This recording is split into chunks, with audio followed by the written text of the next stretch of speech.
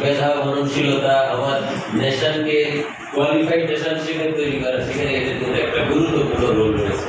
তো আমার মনে হয় যদি গভীরে আমরা যদি বলি, আমরা এই ছোট্ট একটা বিষয় নিয়ে যদি কাজ করি তাহলে একটা ইম্পর্টেন্ট বিষয়।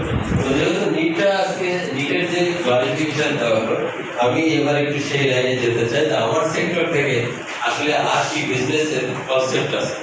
প্রথমতই তো আমরা এখানে যেটা দেখলাম যে আমরা যদি এই পিপলকে নিড বেস তাদেরকে অ্যানালাইসিস করা এবং সঠিক রূপে যদি আমরা টার্গেট করে বের করে নিয়ে এসে ট্রেন আপ করতে পারি এবং তাদের যদি 80-90% যদি এই বিজনেসে থাকে, তাহলে স্যার একটা লং টার্ম সাপোর্ট তারা ছিল এবং সেটা হইতে পারে দীর্ঘ 50 বছর।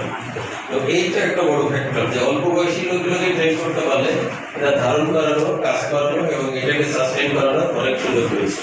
এখন আমি আসি যে আমার সেক্টরে আসলে কি অপশন আছে। প্রথমত আমরা যে অঞ্চলে আছি, আমি যেটা বললাম, আমাদের এখানে প্রায় 44,000 হেক্টর শুধু চিংড়ি এলাকায় আছে, যেটা পানিতে নিমজ্জিত থাকে। এবং এর পাশাপাশি আপনারা দেখেন যে লবণের উৎপাদনের সবচেয়ে বড় জায়গা এখানে। সেই লবণের জায়গাটাকেও কিন্তু আমরা একটা সিজন লবণ হবে, আর একটা সিজন কিন্তু আমরা চিংড়িতে কনভার্ট করতে পারি এবং ওয়েল ইকুইপমেন্ট যদি করতে পারি তাহলে সেইখান থেকে আবার প্রচুর পরিমাণে প্রোডাকশন আসার সুযোগ রয়েছে। আবার অন্যদিকে যদি আমরা বলি যে আমাদের প্রায় চিংড়ি খাবার রয়েছে প্রায় 10,000 চিংড়ি খাবার আছে। এটা সঠিকভাবে আমরা ব্যবহার করতে পারছি না। যাতে গড় উৎপাদন সেটা কিন্তু অনেক কম, এটা 300 থেকে 500 কেজির মধ্যে পার হেক্টরে। এটা কিন্তু যদি আমরা